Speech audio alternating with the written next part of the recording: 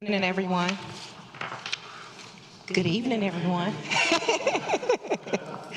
Good evening, and welcome to the May meeting for the Zebulon Board of Commissioners. This meeting is now called to order. Please join us as Commissioner Adams leads us in the Pledge of Allegiance. I pledge allegiance to the flag of the United States of America and to the republic for which it stands, one nation, under God, indivisible, with liberty and justice for all. Thank you, Commissioner Adams. And now we will look for the approval of the agenda. Or, yes, ma'am. No, go ahead. Well, go ahead. Actually, I'll wait. Are there any changes? Let's just do the consent. Okay. Any changes to the regular agenda? All right, will there be a motion? I'd like to make a motion that we approve the agenda as is. There's a motion, will there be a second? Second. We have a motion and a second. Thank you, Commissioner Roa. All in favor? Motion passes. Thank you. Now we'll have public comments. We will now open the public comment period. Each person will go forward. We'll have 3 minutes to speak, and you cannot speak on a public hearing item. Ms. Duffy, has anyone sent a statement to be read? Ma'am. Okay, can I have the...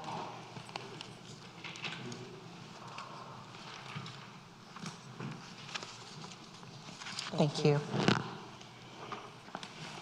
I don't know about this first guy. Braxton Honeycutt. Thank you, Madam Mayor. Braxton Honeycutt, 1020 Roadview Line, North Carolina.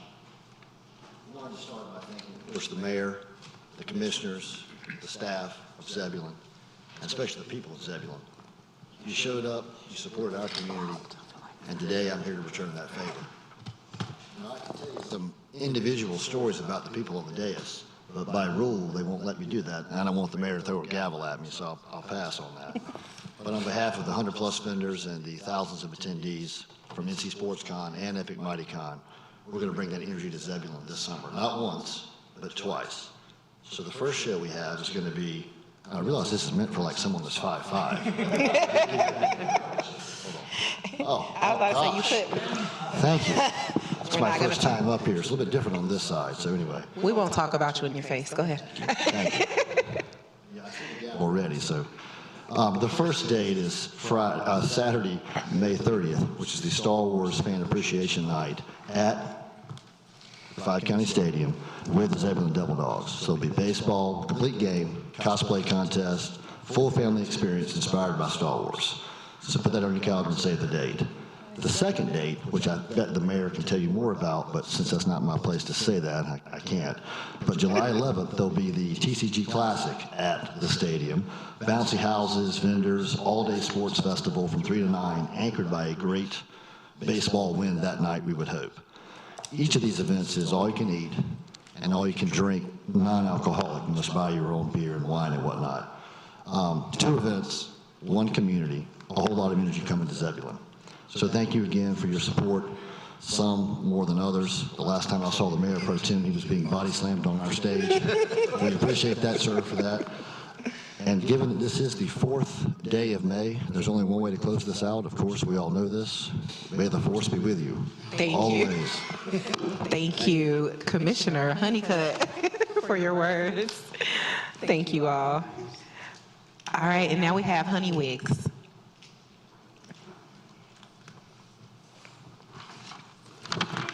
Everyone, Madam Mayor and Commissioners, I am here on behalf of Chick-fil-A in Wendell, and I wanted to let you know about 2 upcoming events. The first is tomorrow. We are having Teacher Appreciation Day at Chick-fil-A. So if any of you in here, including commissioners and Madam Mayor, if you would love to share this with teachers around the community, we are honoring each teacher with a free sandwich, either for breakfast or for lunch, if they just show their teacher ID. And you can go to our social pages, either on Instagram, Chick-fil-A on Instagram, or Chick-fil-A on Facebook, the Wendell Chick-fil-A, and there is something that you can share there. So tomorrow, all day, free sandwich for all teachers. And I will say also on Saturday, we are having a little special something for all ladies, not just moms. So somewhere, I'll just say around noontime, around lunchtime, we'll have a little special something for the ladies who come in for a little bit. So thank you so much on behalf of Chick-fil-A Wendell Falls, and we hope to see you there soon. Thank you so much. And we don't have any email public comments. All right, thank you. And now we will move to our proclamations and recognition. Our first proclamation is for the 57th Annual Professional Municipal Clerks Week. Commissioner Davis? 57th Annual Professional Municipal Clerks Week of May 3rd through the 9th of 2026. Whereas the office of the Professional Municipal Clerk, a time-honored and vital part of the local government, exists throughout the world, and whereas the office of the Professional Municipal Clerk is the oldest among public servants, and whereas the office of the Professional Municipal Clerks provides a professional link between the citizens, the local governing bodies, and agencies of government at other levels, and whereas professional municipal clerks have pledged to be ever mindful of their neutrality and impartiality, rendering equal services to all. Whereas the professional municipal clerk serves as the information center on functions of local government and community.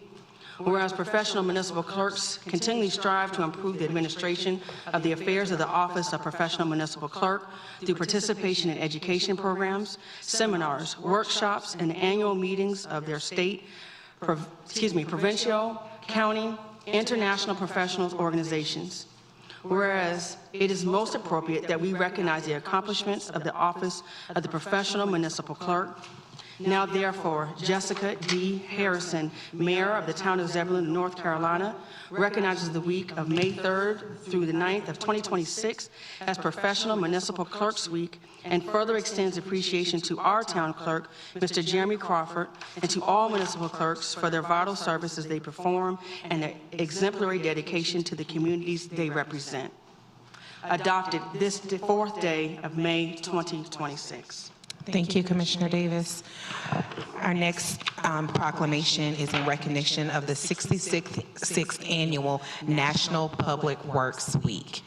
And I just wanted to make a special shout out to our Public Works Department. They are extremely hardworking, and we appreciate everything that they do. I think Rick is here somewhere, but, thanks, Rick. All right. Proclamation to celebrate National Public Works Week 2026.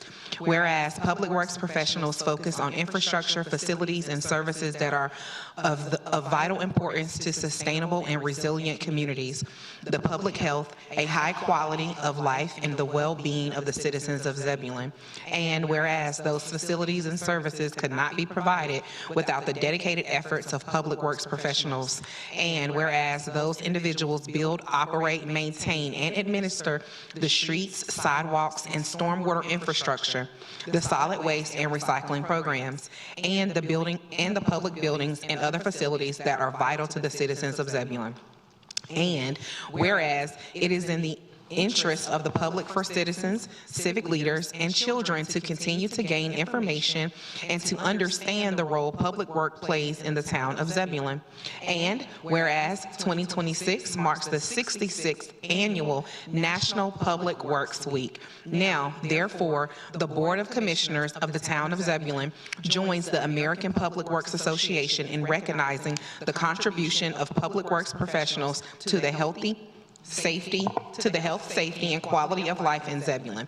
The Board of Commissioners also encourages all residents of Zebulon to thank the public works professionals for their continued hard work and dedication to this community. We, the Board of Commissioners of the Town of Zebulon, hereby proclaim the week of May 17th through 23rd, 2026 as National Public Works Week. Adopted this 4th day of May 2026, Jessica D. Harrison. Thank you. I kind of want to give a standing ovation, but all right. Thank you, Commissioner Knox. They deserve it. Thank you so much. And now we are going to go to our consent agenda. Is there a motion or any changes that need to be made to the consent agenda? Yes, Mayor, I would like to pull item C, Parks and Rec, the 5-county fireworks resolution. Okay. And we can pull that to C. Where do we want to put that? New business D. Okay. Any other changes from the consent agenda? Commissioner Rowland? Good. Mayor Brooklyn, good? No, ma'am, I'm fine, thank you. Okay. All right. Commissioner Adams? Commissioner Davis? Commissioner Baxter? Cool. All right. Is there a motion? I make a motion to approve the consent agenda as amended. We have a motion. You have a second? Second. We have a motion and a second. All in favor? Motion passes unanimously. Thank you. Old business, Faison tract annexation. Mr. Lauer, please present your information.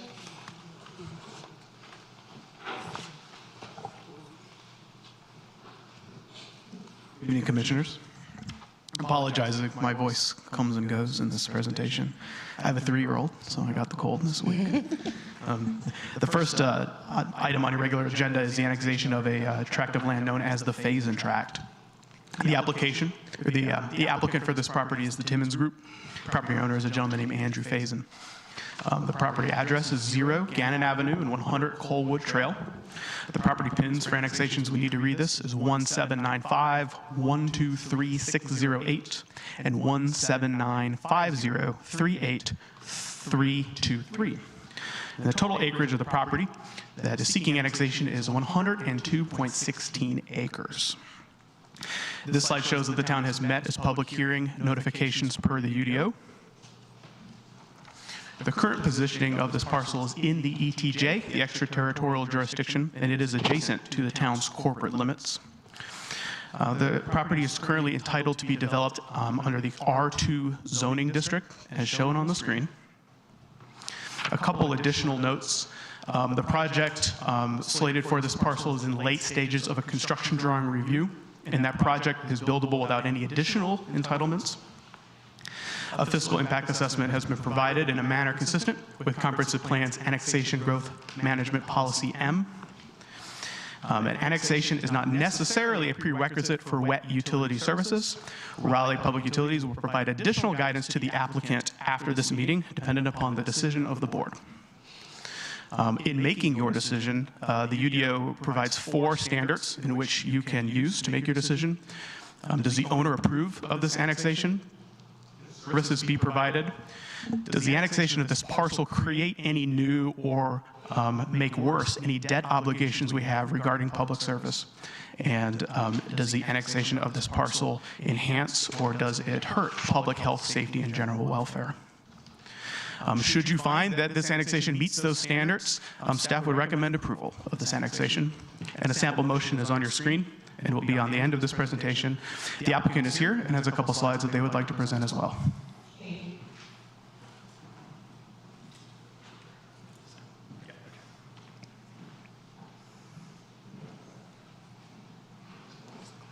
Madam Mayor, Mayor Pro Tem and Commissioners, I'm Collier Marsh with Parker Poe at 301 Fayetteville Street in Raleigh here on behalf of the applicant. I was not here at the previous hearing, but on behalf of the applicant, we really appreciate the opportunity to come back to the town to clarify some details on this proposed annexation and to answer any questions that you may have on the project.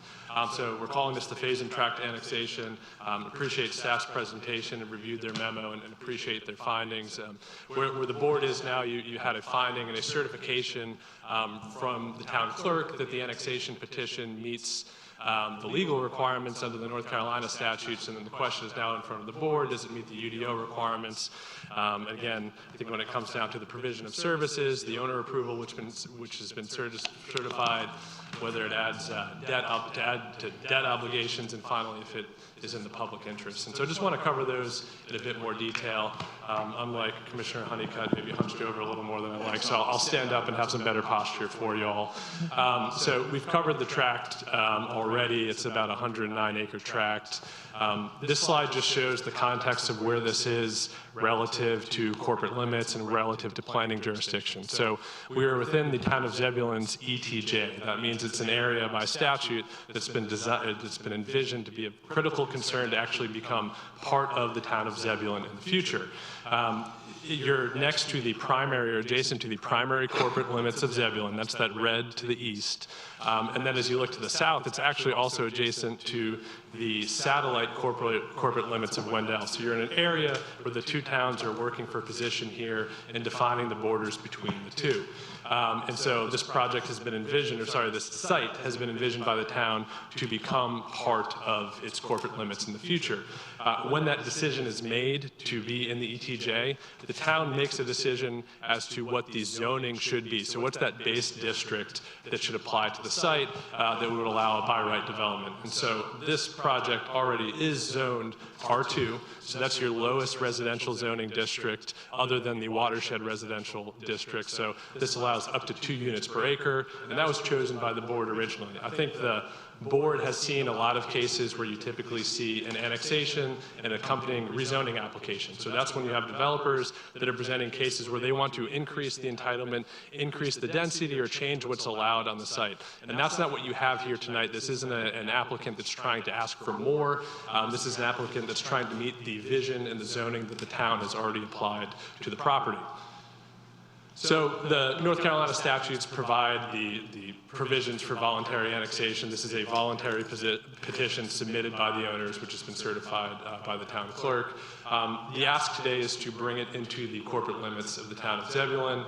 And one of the big implications here for the town is the provision of services in exchange for tax revenue. I think your staff memo, which you all received, addressed that pretty well. It addressed that the town does have the ability to provide the necessary services here.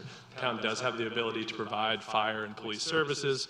In fact, if we go back to the map here, we're adjacent to areas that are already served. There's the ability to connect to water and sewer services. That's actually provided through the town's agreement with the city of Raleigh. So it's actually through the city of Raleigh that those services are provided. We're adjacent to connections, so those connections can be made with this project. And there are no issues with capacity. So services can be provided. So you have those assurances. But as the board, you need to consider the cost of those services in exchange for the revenue that a project develops for the town. And your staff report found that the net impact of this project is positive revenue for the town. So you have a net $280,000 annual impact from this project at build-out that's at stake here. So I think that's really the question before the board tonight is, can we provide services? Staff is assured that you can. And then, is this in the best interest? And when you look at the revenue that's generated, yes, it's generating a positive $280,000 as projected by your staff. Just to continue on the question of service provision for the site, as I said, full services are available. That's not a concern here. We're adjacent to the existing service areas and the contiguous primary corporate limits of the town. One interesting just detail to consider here is that the question isn't whether the property can be developed under the R2 zoning. It's under your town's planning jurisdiction.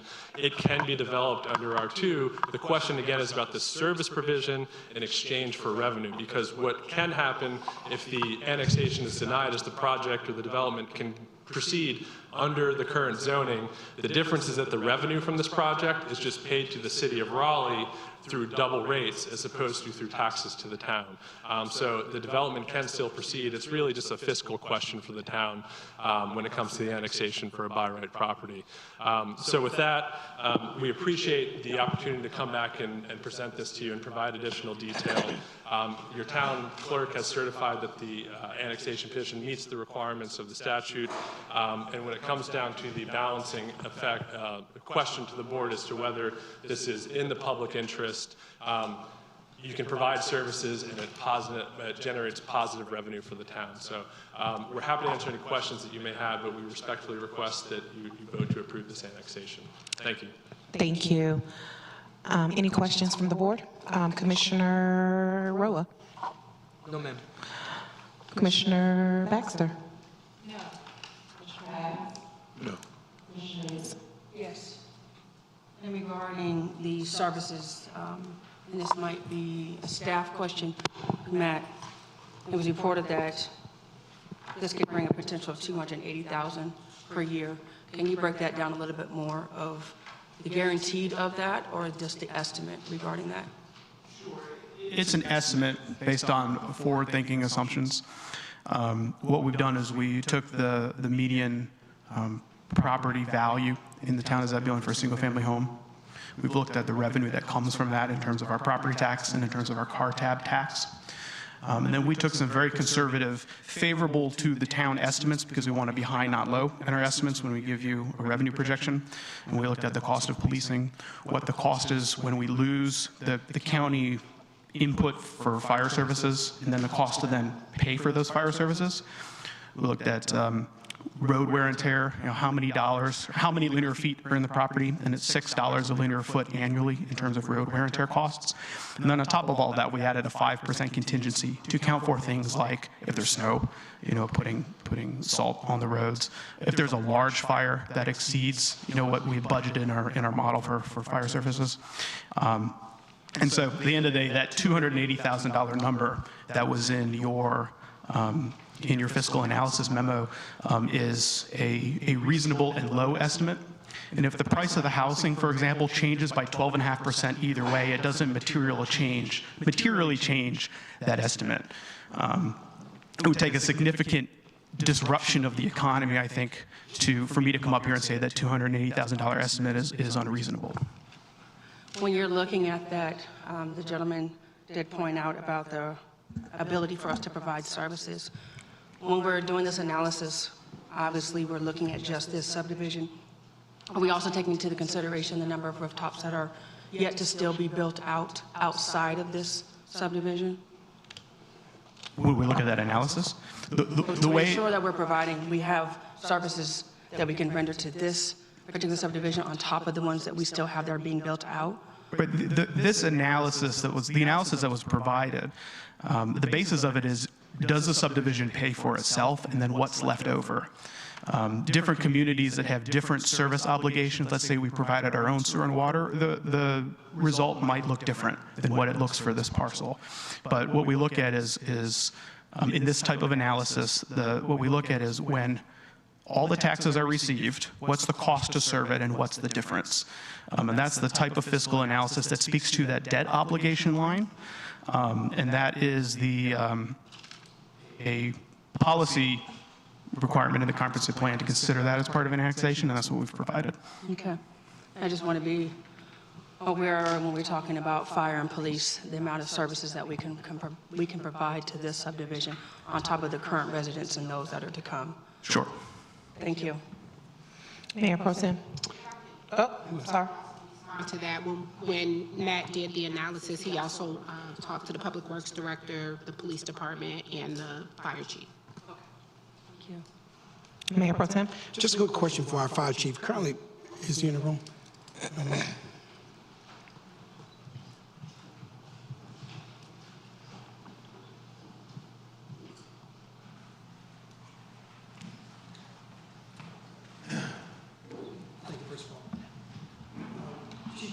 Response time for his fire now, what is that? Is there average that we have, pretty much?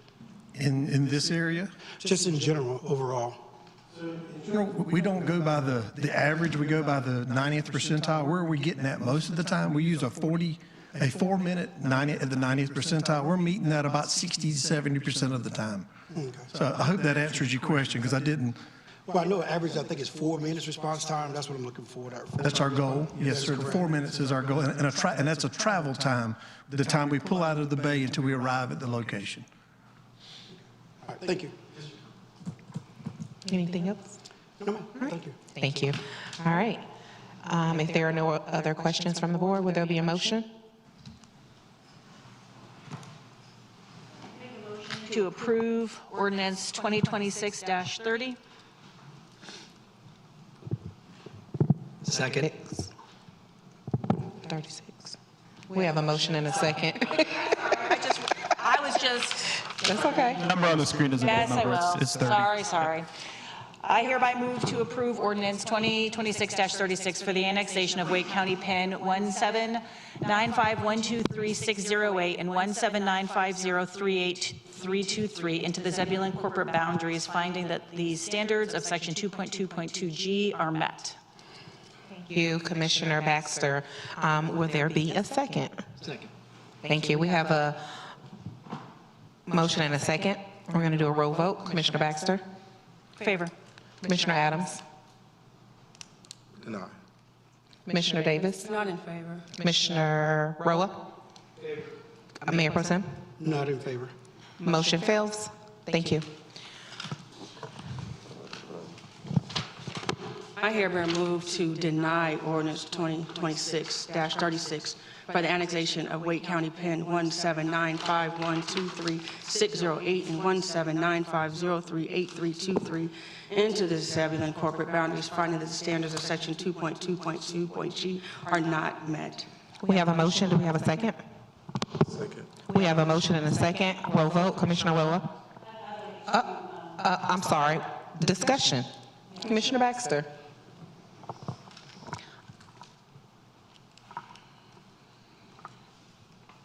There is no current zoning change to this parcel. And so I'd like to have an understanding from my fellow commissioners why they feel that section 2.2.2G hasn't been met. And so I will first direct my question to the person who made the motion, Commissioner Davis. Yes, I do not feel that the services truly can be provided. What do you base that on? I'm basing that on, again, the question that I asked regarding the consideration of the number of houses that we already have coming into our corporate limits that are already set out to be built, the ability to be able to provide services from our fire department, from our police department, our public works. That's a continued strain on our town, and so I do not feel like this needs to be approved to move forward. Though all of our different department heads were consulted, I haven't had that conversation with all of those. I heard that, but I have not had that, so I'm not comfortable moving forward. be more comfortable tabling this to another date so that you can have those conversations, so that you can move forward with a better understanding of what is actually in play here? No, not at this time. I've had the conversation with the town manager and with our planning director, so I'm comfortable with where I'm at. All right, so I will then ask Yes. Commissioner Adams. It's for the safety and the welfare of the people. It's about the people. I think we have enough of homes right now. And we want to strengthen what we have right now. We have our elders that live in this community, and it's already a time crunch to get to them if there's an issue. So we want to add that more stress to the chief and the staff. We've heard a number of times of our staff discussing the strain that they already have to meet the standards of what they're expected to do. So to add more to that, that's just a continuation of the strain. And I have to agree with Commissioner Adams. We are looking out for the safety, the health, and the well-being of our citizens, including those that would be annexed into this development. I'll chime in there too as well. I think even when I called him a chief, we've heard before, the average response time is 4 minutes. I think in the last meeting at our work session you talked about, they're always getting to almost to 9 or 10 minutes thereabouts. Then if you add in for every 1,000 citizens, there's 2.5 police that's needed. So you add on what we already currently have. Our police are already stretched thin already right now. So we add on that addition until we get the staffing and the safety welfare of those people is key right now.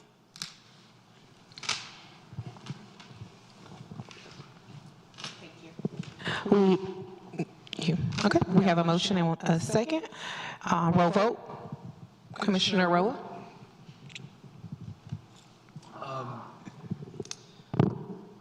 Not approve. Mayor Pro Tem? Favor? Commissioner Davis. Favor. Commissioner Adams. Favor. Commissioner Baxter. Motion passes. Thank you. And now we will have Temple Johnson Road annexation. Director Lau. The second item on your agenda tonight is the annexation request for 131 and 201 Temple Johnson Road. The applicant is Sherry Case, and the owner of the property is Meridian Properties Group. The address is 131-201 Temple Johnson Road. And here are the PIN numbers for the record: 270-55-26808 and 270-56-20848. This sign shows that the town's public hearing notifications have been satisfied per the Unified Development Ordinance, and in this case exceeded. The current positioning of the parcel is in the extraterritorial jurisdiction, and it is adjacent to the town's corporate limits. The property is currently zoned and has entitlements vested to be downtown periphery development. This property does not have a construction drawing associated with it, unlike some other annexations that you may have heard. But the downtown periphery is our second densest zoning district, and is the district that supports a variety of affordable and mixed product housing types. That's a likely scenario should this project develop based on other projects in the DTP. A fiscal impact assessment has been provided in a manner consistent with Comp Plan's Annexation Growth Management Policy M. And annexation is not necessarily a prerequisite for wet utility services, and CorPROD will provide guidance to the applicant after a decision is made this evening or a different evening. As with all annexations, there are 4 standards that the UDO asks for the board to consider as you weigh the choice to annex a property into the town limits. Does the owner approve? Can services be provided? Does the annexation create or make worse any debt obligations related to that service? And is the annexation or the denial of that annexation in the public health, safety, and general welfare of the residents of Zebulon? Should you find that those are met, staff recommends approval of this annexation. The sample motion is on your screen, and the applicant is here to present some slides, and we'll put the motion back on the screen at the end of their presentation. Thank you. Good evening, Madam Mayor, members of the board. My name is Andy Pettish Law in Cary, 1217 Stowage Drive. Here on behalf of Meridian Properties Group, LLC, several of the principals are here today and available if you have any specific questions for them. I want to thank Mr. Lowry for his excellent presentations. I got involved in this case after the last meeting and have been doing my best to catch up and educate myself on this matter, and I appreciate you hearing me tonight. I think while there are a lot of similarities with the annexation application that preceded us, there are also some key differences, and I'd like to just highlight those for you. I'll try to be as brief as possible because you have already had a lot of attention on this matter. So if I can just focus in on a few key things. Of course, you're well aware of your own UDO standards in 222G. One thing that I noticed when I rewatched the hearing from the meeting from April 6th, was that town attorney, Mr. Hartzog, provided some guidance with respect to annexations, and I think that that's been gone over now quite a bit in terms of the fact that when an applicant is not seeking a plan development approval or a conditional rezoning, something like that, which would necessitate bringing in quite detailed plans. They're just proposing to develop under the existing zoning. That's kind of different, and there's a 2-step process, whereas one's the annexation, and then the second is this zoning aspect of it. And in this case, this property is zoned downtown periphery, as you can see there, just south of the Zebulon Community Park, and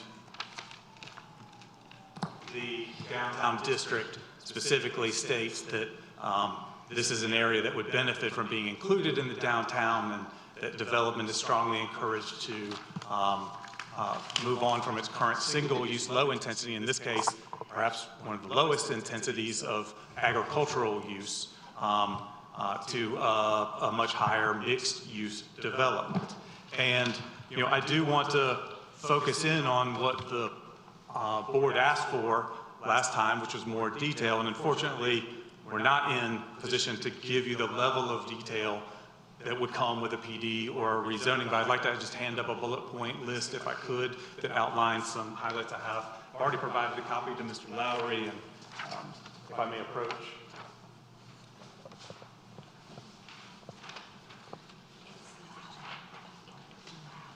Hour 6, I apologize. Thank you for the correction. Thank you. Thank you.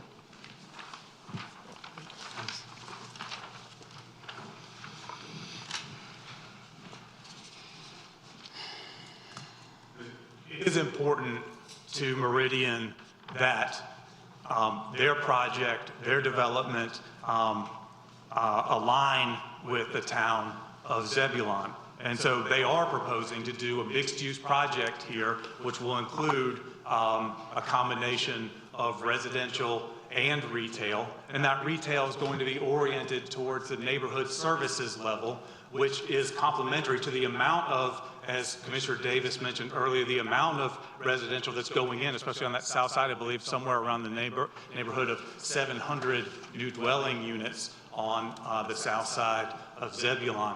And as I looked at it, and I defer to pretty much everyone in this room as being more expert than I am, but as I reviewed the aerial maps, there didn't appear to be a lot of retail to serve those areas. And I think that this mixed-use project could be exactly what this community, this area needs as you're growing as a starting point. Not to mention its location as it's just south of and adjacent to the Zebulon Community Park, and connecting a multi-use path, a greenway with this project to the existing community park to get those interactions there, mutually supportive, as well as the connections going on further on into the downtown core, I think are really beneficial here.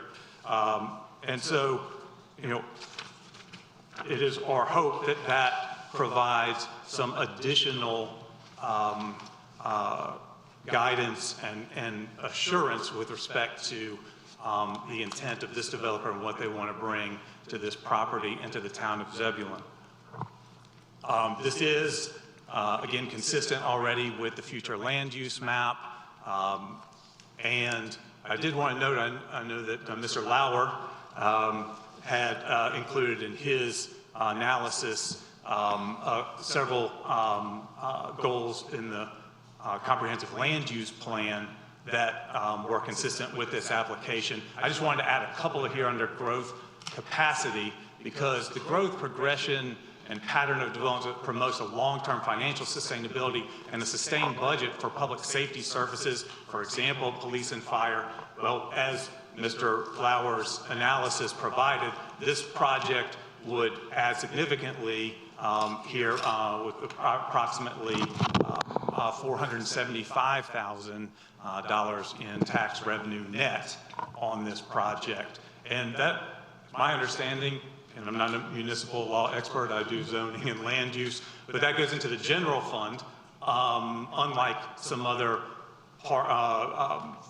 impact fees for parks, et cetera, that has to be used locally. So this project will contribute to being able to expand and support those emergency services. And finally, again, this is adjacent to, contiguous with the town's corporate limits. It's within this downtown periphery, an area, and it's going to provide services that are lacking here, that aren't overdone with respect to retail and residential, especially residential that provides additional rental dwelling units that will help address the pricing pressures on existing residential apartment units in the town of Zebulon. So with that, I would respectfully request that you conclude that all four of those criteria have been met and that you approve this application.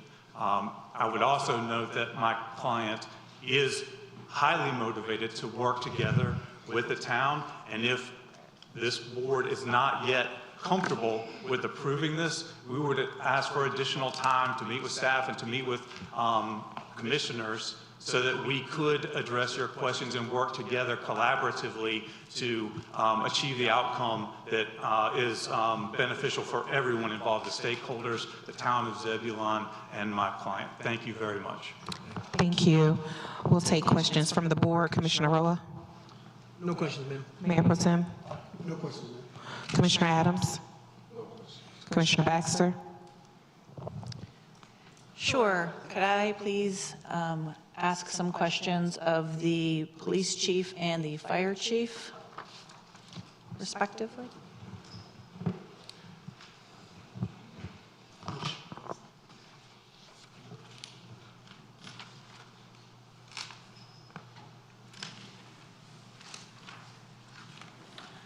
Yes. Good evening, Chief Puckett. Given the proximity to the current police station and the additional revenue that this project would provide, potentially allowing us to increase the number of officers that we currently have on staff, do you feel that this project would be, from a safety standpoint, something that you feel comfortable moving forward with? I would see no reason why we couldn't provide the services needed as the project grows, because it's not going to be built out in 3 months. So as we grow, a strategic plan needs to be put in place to add additional personnel anyway. So as these developments are built, we would be slowly, hopefully, adding the officers with that. Thank you so very much. Perry, thank you for coming up to answer just a couple questions. First being, do you believe that with our new and improved and amazing fire station that we have going to be located right here in this complex, and with the additional revenue that we will be bringing in as a part of this project, that you will be able to staff and adequately serve the subject parcel? Yes, ma'am. I pulled a little bit of data while the gentleman was presenting. Calls in the area of where this development is being proposed, we typically are seeing response times, travel times in the 3-minute range due to the proximity to Vance Street. And we will be leaving a staffed crew at Vance Street when we open our new facility, so we feel like we can meet our response time goals in this area. The response time being 4 minutes, and you're saying that you'd be able to continue with the response time of 3 minutes. That's been the travel time that we've currently seen in calls there. Of course, travel time is difficult to predict because you never know where our crews may be, but crews in the station, a 3-minute travel time is not should be expected. Do you anticipate any reduction in service times with the new Wake County EMS routing system? So that system is intended to reduce travel times and reduce response times. We're still in the early phases of those, so if everything works like it should, we should see reduction in EMS response times as well. We're just a little bit early in those changes to say that's what's going to happen, but things are looking favorable so far. Wonderful. Thank you so very much. Thank you. Did I ask everybody if they I want just to? have a question for the chief, too. Oh, we're going to go back. Chiefs. 2 chiefs. Mayor Pro Tem? In my numbers, is it correct for each police car that we do, pretty much, we bring an officer, pretty much to outfit a car, it's about $100,000, is that correct? Yes. $100,000, that's before. Then we pay an average new officer coming in, that cost is about, what, $55,000, $60,000, am I correct with that? They got that. That's even before we do training, equipment, or anything. Those numbers are correct? Pretty close, yes, sir.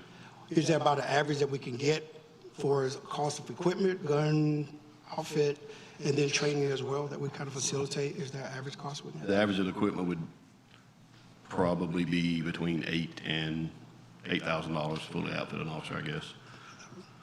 Okay. All right, thank you. That's it. You're good, sir. Thank you. Wow, you should feel bad, Chief Perry. He didn't have a question for you. Wow, Mayor Pro Tem. Chief's like, I'm good. Thank you, Chief. Commissioner Moss, I was trying to hear everything that you asked, and I'm sorry, we were a little muffled. You were asking in regarding... Oh, my apologies. What I asked him was the cost to outfit basic outfit of police for each police officer. What he stated was that it's pretty much $100,000 just for the vehicle alone. Then you're bringing in a total, I think he said $8,000 for training or something to that effect, equipment, basically.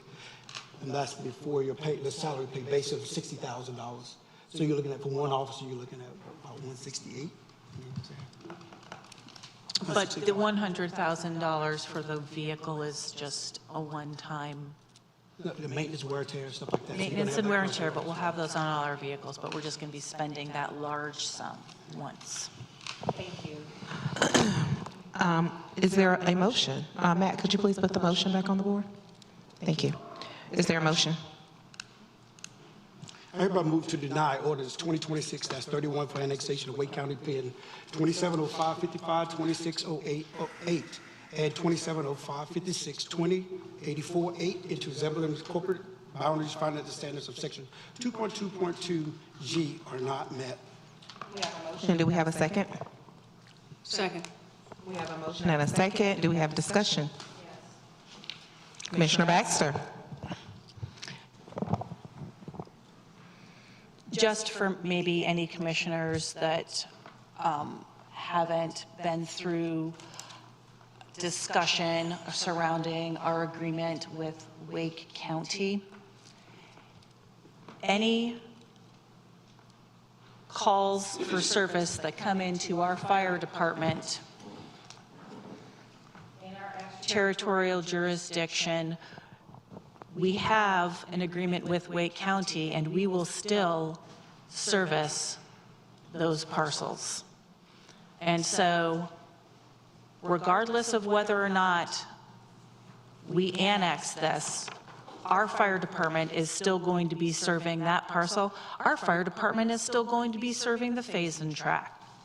And so I just caution this board of using the fire department service time as the litmus test for how they vote in this matter. We will also be losing out on transportation and impact fees, parks and rec impact fees, and as far as trash and recycling, that is a separate service that residents pay for on their water bill. Mayor Pro Tem? If I'm not mistaken, is that we'll still get traffic impact fees and park impact fees and open space fees? Is that correct? The way that the charter is written is the ETJ development is still charged all three of our impact fees. Thank you. Thank you. We have a motion. We have a second. Roll vote. Commissioner Roa. Not approved. Mayor Pro Tem. Approval of my sample. Usually not approved. Could we all approve? Let's do it one more time. Mayor Pro Tem. Approve my own motion. Okay. Commissioner Davis. Favor. Commissioner Adams. Commissioner Baxter. Favor. Motion passes. Thank you. Now we are going down to new business.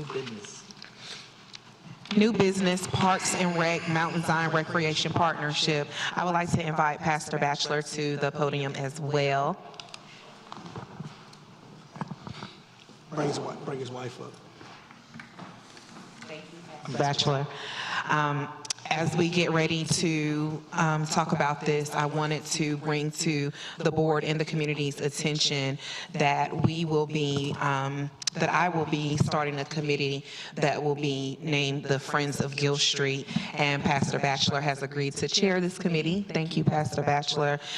This committee, the goal of this committee is to identify opportunities to better serve our Gill Street Park neighbors, to identify partners and resources to bring this community and to coordinate with us as we navigate different impacts. And so, Pastor Batchelor, I just wanted to bring you up Thank you, and I know that we are in the very beginning stages. I'm creating this committee because this board is very committed to understanding the needs and the resources that needs to be brought in for this community so that this community can thrive, as we are trying to do within all of Zebulon.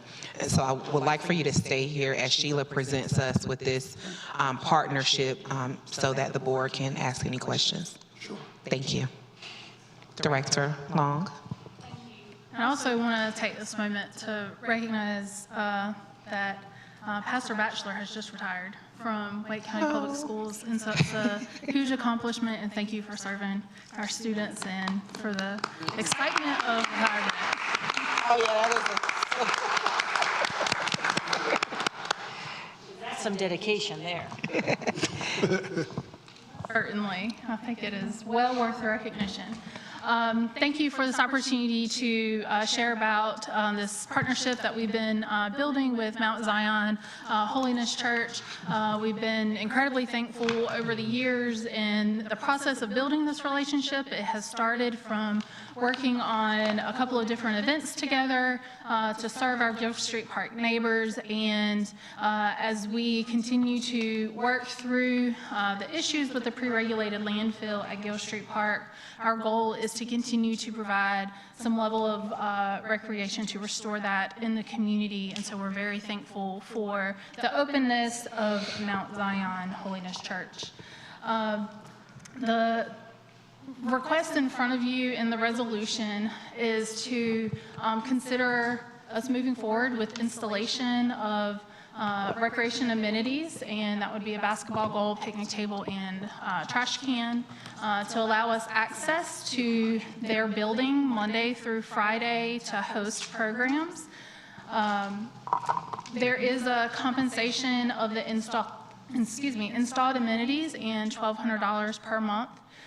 We would work to make sure that litter was picked up because the outdoor recreation amenities would remain open to the public during non-church hours. And we would want to not put the responsibility of cleaning up any litter or trash that was left behind by the community use, so we would make sure that that was picked up. And the term would be for 1 year.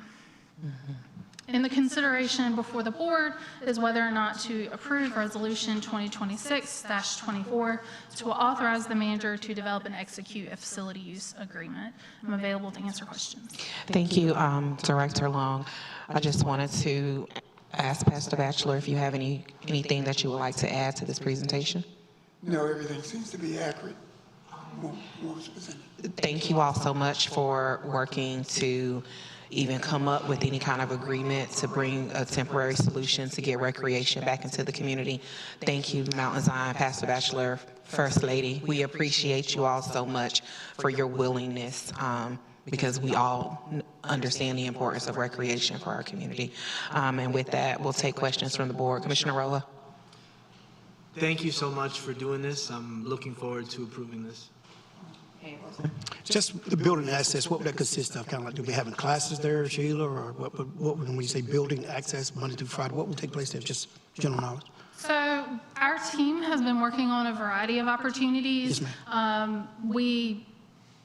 One of the options we have was a 1 day a week being there all day to just get started and see what the interest is as we build up. But one of the things that the mayor and I talked about is in this committee that we're developing, bringing people to the table, because you'll hear me say, like, we're not always the answer. There's a lot of great people out in the community that can bring resources to the table that can help be a part of this solution, and that's really what we would want to work at, is bringing resources to the table, bringing volunteers, groups that may have opportunities where we could utilize that building throughout the week. And so we don't have it necessarily defined that it's definitely going to be every day at 10 o'clock or just on Thursdays, and I think that's the beauty flexibility of having the access Monday through Friday, because when we first talked, we talked about 1 day a week, and then it was actually Pastor Batchelor that said, no, let's talk about Monday through Friday and having an open mind at this. So we are very grateful for that partnership, and if y'all have any ideas of people that might have programs that could be brought to the table, please let us know. If anyone out in the community has any ideas, please let us know. But our goal right now is to just be very open-minded with it, bring resources to the community, help identify what those needs are and what they would benefit from. And ultimately, this is a great case study for us when we go to build our small community building and our park plan for the future of Gill Street Park.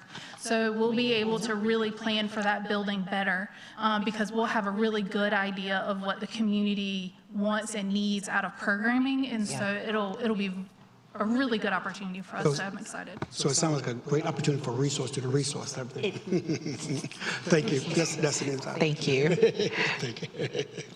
Thank you, Sheila. Thank you. All right. Commissioner Davis. Yes. Well, he stole exactly what I was going to say. Thank you, Mayor Pro Tem. This is definitely consideration of resource to the resource is something that is near and dear to my heart. I am grateful for this. We want to make sure that those citizens still continue to have resources, and they understand that this board is very passionate in providing services to them any way that we can. So this is a great collaboration. So we want to thank you and your wife for your extension for allowing us to use this. I know I spoke with you briefly the other day. I had a citizen who's already came to me looking for a location to have a mentor group. And so you and I have talked about it. So I just want to thank you for your impact on this community and working. Thank you, Director Long. And thank you, Mayor, for making this happen. And thank you, Mayor Pro Tem, for recognizing that this will be additional resource to the resource. So I'm excited. Thank you. Thank you. Commissioner Adams. Great opportunity. Thank you. I appreciate it. I have the slogan that I use sometimes. If each one can teach one, then we all can reach one. And that's what we're doing. We're reaching and teaching. So thank you. Thank you. Deep tonight. There you go. All right. Thank you, Commissioner Adams. That vacation meetings are good. All right. Commissioner Baxter. I had the opportunity to speak to some folks at Spring Fest who were tremendously disappointed that we weren't moving forward with the PARTIF grant to be able to do the work in Gill Street that we were hoping to do. And they commented how much they and their families not only enjoyed Gill Street Park, but utilized it on a regular basis. And so I'm very, very grateful to you and to Mount Zion for opening up not only your hearts, but your property, so that the children in that neighborhood will still have a place to go and recreate. So thank you so very much. You're welcome. Thank you. Anything else from the board? Will there be a motion? I'd like to make a motion to approve Resolution 2026-24 to authorize the manager to develop and execute a facility use agreement. Second. We have a motion and a second. All in favor? Motion passes unanimously. Thank you. Thank you, Pastor Batchelor. Thank you, Sheila. Absolutely. And now we are at new business B, planning downtown food trucks. Director Lauer.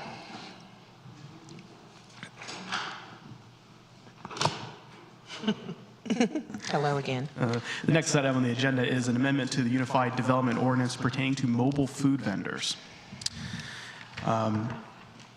Staff has led an amendment process to better align current practices in terms of how mobile food vendors operate downtown with the UDO.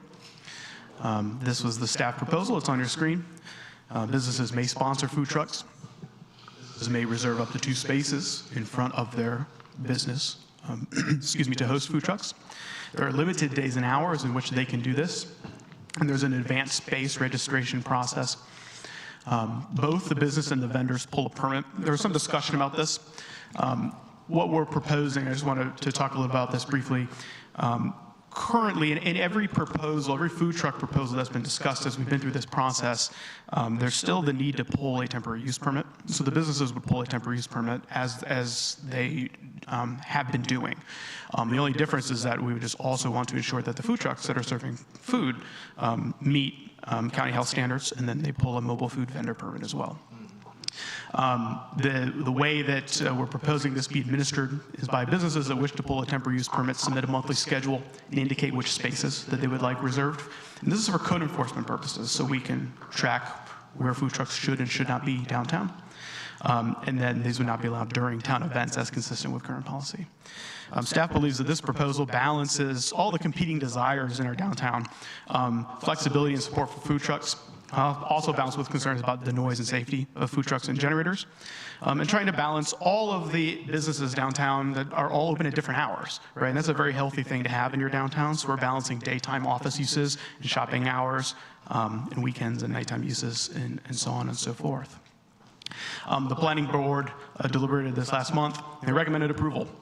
And when their recommendation of approval, they recommend an adjustment to the hours from Friday, Saturday, 4 to 1, and Sunday, 10 to 8, to Wednesday, Saturday, 6 to 2, and Sunday, 11 to 11. I'm happy to discuss this, and a sample approval and denial motion are on your screen. Thank you, Director Lauer. Do we have any questions from the board? Commissioner Roa? Just a question to the board. Their suggestion is to increase the hours. Okay. I know that the permitting thing was a hot topic last time that we had this discussion, but if we're going to have them on the street, on Rindle or whatever street, we should at least consider having the double permit, because like you said, having the food trucks pull a permit just means that the food is safe to eat from the vehicle. And I think that's a good litmus to at least have when we're opening up to whatever kind of food trucks coming to Zebulon. So that's just kind of not so much a question, but that is what you said, correct? That's correct. And I would just like to clarify that food trucks that are operating in parking lots right now they all have to have those permits. And in my professional opinion, having two separate standards can create challenges down the road. If you have a different standard for how they operate in downtown or how they're licensed in downtown from a town perspective versus how they're licensed on private property. And so that's the reason for this suggestion and this proposal. Thank you. Good? Thank you. All right, you're welcome. Commissioner Baxter? I still think that the way this is written allows for a lot of not only air pollution but noise pollution, because vendors won't necessarily be using electrical hookups, and they will still be using their generators. And I continue to be disenchanted by the permissible location. So not a question, just a statement. Thank you, Commissioner Baxter. Commissioner Adams? Commissioner Davis? Can you go back a slide? I just wanted to ensure that I read this all correctly. Okay, to 2 a.m. and 11 p.m. Got it. And the slide before that, the monthly schedule, can you speak to that one more time? To sure I have clarity. Sure. We just want to make sure that this ordinance is transparent, fair, and enforceable. And so that's a fancy way of saying we want to make sure that when someone calls our code enforcement officers because there's a food truck, we be very certain that it should or should not be there. And that's the purpose of the monthly schedule. Monthly was also, our thought was it wasn't as burdensome as weekly or something like that, right? I mean, if you can schedule out when you're going to have food trucks over the course of a month, and if it's every day or every night that you're open, utilizing these times, that's fine. We just want to make sure that we understand when they're going to be there and when they're not going to be there, so we can enforce the code fairly. Okay. This is in benefit towards the occupant of those spaces. I think transparency always benefits everybody in local government, yes. All right, thank you. Mayor Pro Tem? Pretty much good. I think all the changes were made that we discussed in the last meeting. Pretty much all the changes were made. Yes, Everything so except if you for. go back to the following slide, they've extended it to. Sounds good. Thank you. Okay. Concerns were addressed. Good. Mayor Pro Tem? So just to make sure the establishment pulls a permit and then also the food vendor pulls a permit. So it's double. Say it one more time. The establishment pulls a permit as well as the food truck. Correct, and they're different permits. So the establishment will pull a temporary use permit, which is what has been done in the past. So the establishments that have asked for us to consider this change had temporary use permits. Okay. And then what we're asking is that the vendors also have a mobile food vendor permit, so we can ensure that they're serving food that has been seen by the health department. Sounds good. Thank you. Yep.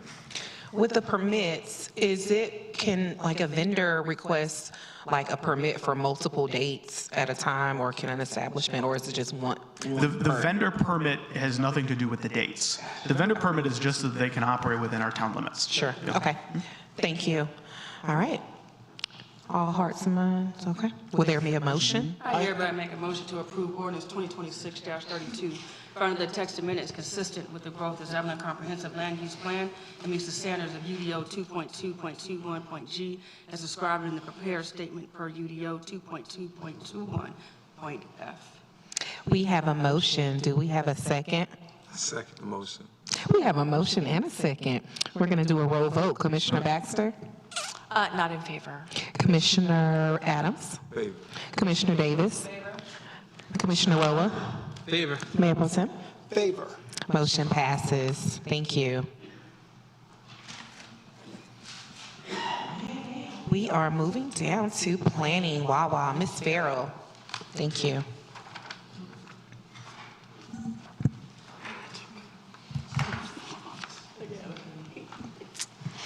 Good evening. I will be giving a brief presentation on the Wawa development, the Wawa plan development that you saw at the joint public hearing back in April. Additionally, the applicant is here and has a brief presentation as well, and then we'll be here to answer any questions as you look forward to making your decision. So the purpose of tonight's discussion is about a gas station and whether it is permitted, that is currently permitted by right under the current zoning regulations, that the proposed use itself does not require special approval from the board. The purpose of tonight's hearing is to review the applicant's request for deviations from the required design standards, and the board will consider whether the requested design standard deviations are appropriate and justified for the proposed plan development. So standards for plan development are as follows in section 2.2.25.j, whether it meets the public's health, safety, and welfare, whether it's appropriate for the location where it's proposed, whether it's reasonable and within the public's interest, and other relevant factors found by the board. And with this being a plan development, the board is to consider whether this as a whole is better than the strict interpretation of the UDO standards set out in UDO section 3.5.5. So the property, the applicant is Capital Growth Butchler.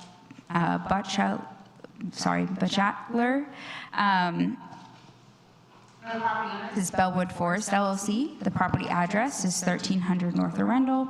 The property acreage is 1.76 acres. The current zoning is heavy commercial, HC, and the proposed zoning is for a planned development. As you saw at the joint public hearing, the proper public hearing notification was sent out as well as posted on the site. The current zoning for the site is heavy commercial, which allows for commercial uses. And the future land use for the site is general commercial, which also falls into those commercial use classifications. So timeline of activity, so the following timeline of activity has occurred. I will note that we have the wrong packet distribution date and joint public hearing, so that was actually, I believe, April 9th and April 13th. So just to make that correction.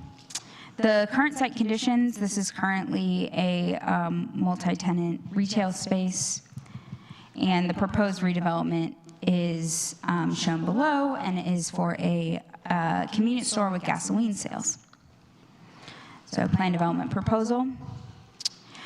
So when an applicant is seeking a plan development narrative, they are asked to describe the specific ways in which any modifications to the generally applicable standards in this ordinance will result in a development of higher quality than would have otherwise resulted if the development was established without any proposed modifications to the standards in this ordinance. So modifications can vary from different requirements, so architectural requirements, landscaping requirements, parking requirements, density and dimensional standards, circulation and site access requirements, and use-specific standards.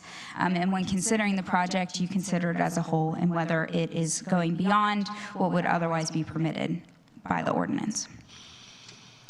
So the uses, allowed uses shall be established in the master plan, so that's before you tonight in that plan development document.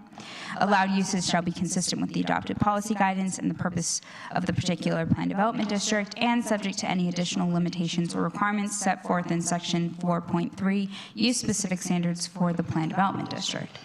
Nothing shall limit an applicant from seeking to modify an otherwise applicable use-specific standard in accordance with standards in section 3.5.5.b.2 master plan is required. And so the applicant is seeking the following deviations from the requirements. So the requirements are on screen, and then in red is what they would be asking for a deviation from, and I'll talk a little bit more in depth on those in the following slides, but the pump island may not be located between the building and any adjacent street right-of-way. That's a requirement if they were to develop by right. They're asking for a deviation from that. And then the second is connected to their accessory use, which is the drive-through, which requires that all new drive-throughs are constructed to meet the mixed-use design standards. And so they're asking for a deviation from that as well, which I'll talk about in the following slides. So the conditions are as follows. So the requirement of the ordinance will be on top, and then the red in the bottom is what the applicant, flip that. The text on the top is what the applicant has proposed, and the text in the red is what would be required by the ordinance if they were to develop under the UDO as written. So the fuel canopy will be located between the building and North Arundel Avenue. The condition in the UDO is that pump islands may not be located between the building and any adjacent street right-of-way. Dumpster enclosure will be permitted within the 25-foot rear setback of the property. Minimum rear setback in feet is 0 if abutted by an alley, but otherwise 25 feet. Driveway access to Hendricks Drive will be located as indicated on the site plan. The requirement in the ordinance is that no two driveway access points, whether on the same or different lots, shall be located within 50 feet of each other to the maximum extent practicable. Streetscape buffer along Hendricks Drive shall be a 10-foot width. Typically, streetscape buffers shall maintain a minimum width of at least 15 feet from the lot line subject to these standards.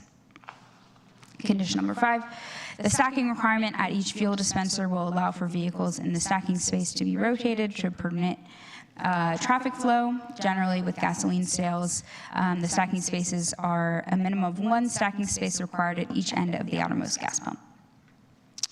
Condition number 6, the primary wall facade facing North Arundel Avenue will be occupied by no less than 23% of visually transparent and/or opaque windows or doors. The requirement in the ordinance is that at least 40% of the first floor portion of the primary wall is occupied by visually transparent windows or doors. The secondary wall facade will be occupied by no less than 15% of visually transparent and/or opaque windows or doors.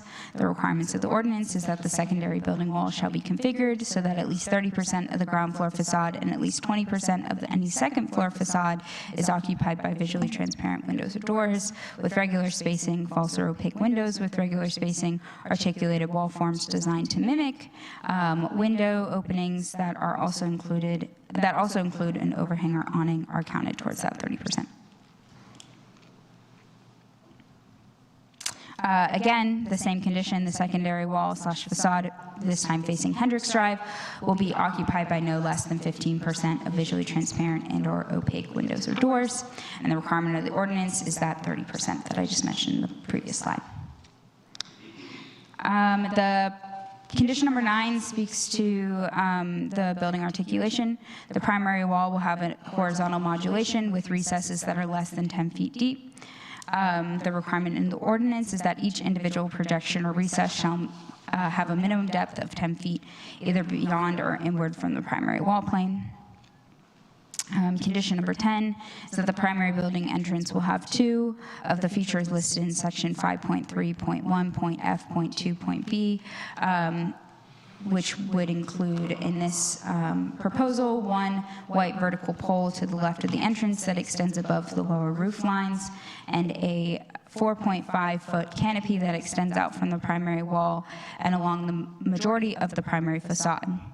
The requirements of the ordinance require a significant architectural feature that extends above the primary roof height and a canopy, awning, portico, archway, arcade, or other covering that extends outward from the building wall by at least 5 feet. Condition number 11 speaks to the secondary facade facing Pierce's Road will not have building articulation. The requirement of the ordinance is that the secondary building wall shall provide at least one of the building types identified in section 5.3.1.f.4.b, types of building articulation.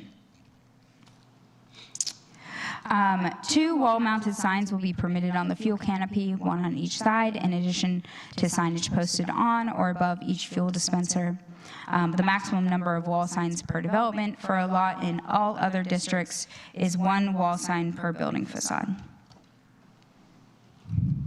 Condition number 13 speaks to the wall mounted on the building. The wall-mounted sign on the primary facade and secondary facade will be permitted to exceed the standards within section 5.11. None of the proposed wall mounting signs will exceed 93 square feet of sign face area. So you can see above in these images what the sign face area is being proposed as. And then the requirement of the ordinance is that the maximum sign face area for a lot in heavy commercial districts is half a square foot of sign face area per lineal feet of building facade upon which the sign is located, and that no individual wall sign may exceed 64 square feet of sign face area. Condition 14, other than the deviations listed within this plan development narrative, the design of the building shall comply with the applicable commercial design standards found within the Zebulon Unified Development Ordinance. With this being having a proposed drive-through, the commercial design standards would apply for, the mixed-use design standards would apply for this site. The applicant, as part of this plan development, will design and finish a portion of Jones Street between Hendricks Drive and Dogwood Drive. In addition to condition number 15, the following outcomes will also be true. A new convenience store with gasoline sales, the rezoning from a heavy commercial district to a planned development district will allow for a new Wawa gas station with a convenience store, drive-through pickup window, and 6 gas pumps to be constructed on this site. Additionally, if the plan development is approved, the site will be developed to an alternative form other than what is prescribed in the Unified Development Ordinance.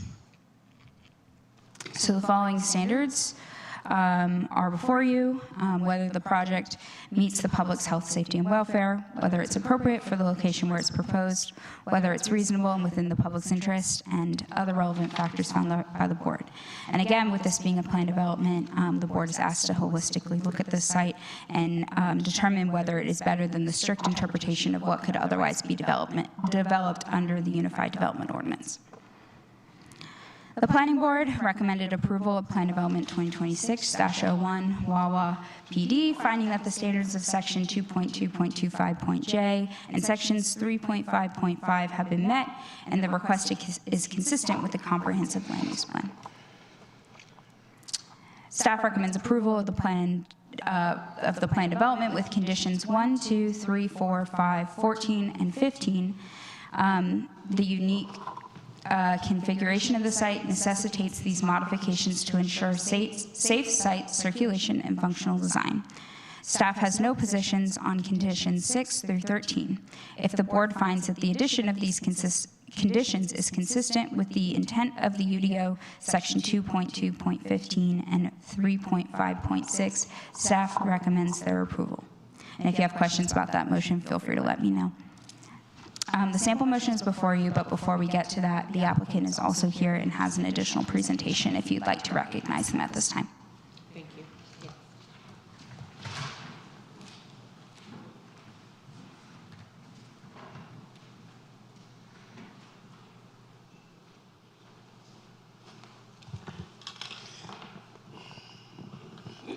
Good evening, Mayor Harrison, Mayor Pro Tem Miles, and Commissioners. Molly Stewart, Morningstar Law Group, and I am here again this evening with Payman Nadimi from Wawa. I also have with me JP Efforth and Lyle Overcash, our site design and traffic engineering experts from Kimley Horn, in case you have questions for them. Thank you for the additional time this evening. I will not recap what you heard last time or what you heard from Ms. Farrell tonight. Apologies.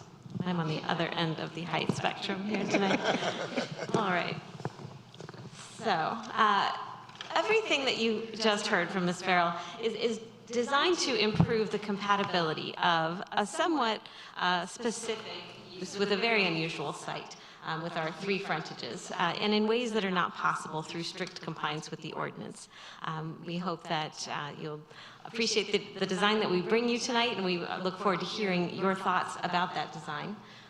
Some of the specific questions that we heard last time related particularly to transparency and to signage, as well as aspects of the proposal going above and beyond UDO requirements. So I'd like to address those this evening. So we'll start with transparency. As we discussed briefly last time, this is an unusual use in that a big piece of this use is actually located outdoors. So truly providing maximum transparency here, and really only putting inside that building what we really need to, and that is just a few things, and most of those uses are not very compatible with visibility. So we'll walk through that a little bit. So this is a floor plan of the proposed building, and I'll just highlight what is going on inside this building. So here we have coolers. You're all familiar with the cold beverages, which are a major portion of the services provided on a use like this one. We also have some storage and similar back of house space that again no one wants to look at. Of course, our restrooms for the public. And a hot food preparation area, which needs to be located near that fly-through window that you heard about last time. So here you see that a large portion of those exterior walls are being occupied by those types of uses. So given that it is a very small building with a very small, truly open public area, it becomes difficult to add a lot of windows to those types of uses. However, where you do see that public area there that is not blocked off, there is quite a substantial transparency provided there. So, we are absolutely aiming to maximize that wherever possible so that it does look friendly and welcoming to people on the site. With respect to signage size, last time you saw that a major driver of this request is the need to push that the convenience store portion of the use back from the street frontage there and to have it more toward the back of the site. As we do that, we think about the code and how it would, by default, put the building up by the street and have a certain size of signage. When we push that building back, we want to make sure that people visiting the site can still see that sign and still be guided by it from the street, and so making that a bit bigger so that folks can still see that as we push the building back. So again, these are all very much tied together. So to summarize, the site is a tricky one, and one that today, you see several driveways on the site today, and these create a maze of turning motions and traffic backups that happen with cars turning in and out of the site, taking right and left turns. It's also a site that's especially difficult to redevelop, given that it has the 3 street frontages that require very extensive improvements and investment in those frontages to improve them to town standards. Oops, go back. Installation of new traffic controls that you see here, as well as signage, street signage, to guide people as to how to get in and out of the site, will reduce the conflict points around those 2 adjacent intersections as well. Also improving traffic flow on Pierce's Road by installing that median. That will prevent a couple of issues. One, a left turn out of the site that may cause a conflict with traffic coming in off Arundel, as well as preventing the potential for backup as Southbound traffic on Pierce's Road may stop waiting to turn left into the site without that median, backing up everyone behind it. With that median in place, that traffic has nowhere to go but to keep moving.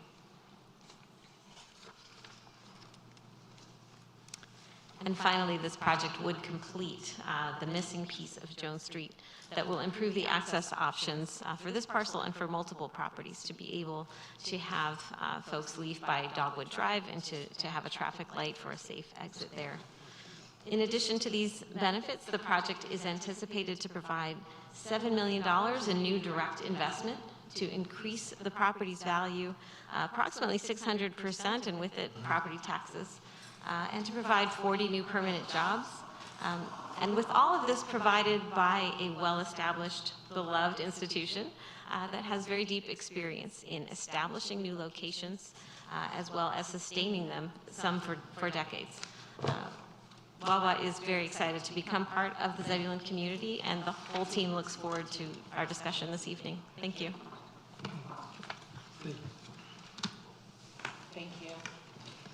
We'll take questions from the board. Commissioner Baxter. Commissioner Adams. None. Commissioner Davis. Commissioner Roa.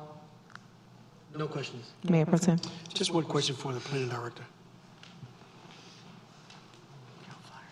No, just the importance of completing Jones Street. Can you explain that to the community just so we understand the importance of what they're looking to do with Jones Street? Could you explain that a little bit? Sure. So in terms of congestion management from the urban planning perspective, more connections relieve congestion faster and more effectively than widening a road. That's not to say in some situations you don't have to do both, right? But in this situation, our major congestion issue is the interchange of Arundel and 264. With the completion of 7-Eleven and the upgrade of that intersection, we have finished Dogwood Drive. And when we finish these chunks here in Jones Street, what this will allow for is vehicles initially that are in these commercial facilities to get onto the interchange, especially if you're going towards Raleigh, without having to get on Arundel at all. And so that will relieve some of the congestion that's occurring on the Arundel interchange. Additionally, last year the board approved for the developer of the Pierce's Road PD, should funds be available, to complete the last leg of Jones Street. This is beneficial for that development because they're concerned about congestion too.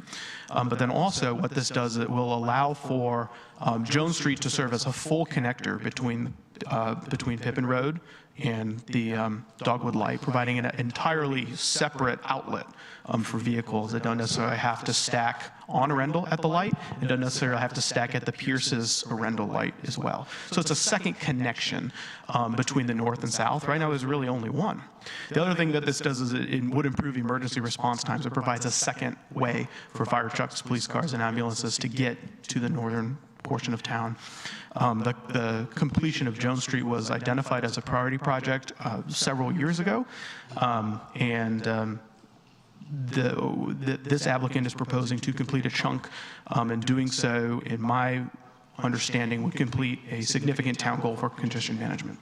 So it won't reach out with the Proctor, though, am I correct? Will it go over to Proctor? Will we eventually connect with Proctor, or no? This won't get us there, will it? What this applicant is proposing to do as part of the conditions is not connecting to Proctor, no. Thank you. Yes, ma'am. All right. Thank you. Thank you. No other questions from the board. Could you put the motion back, please, Kate?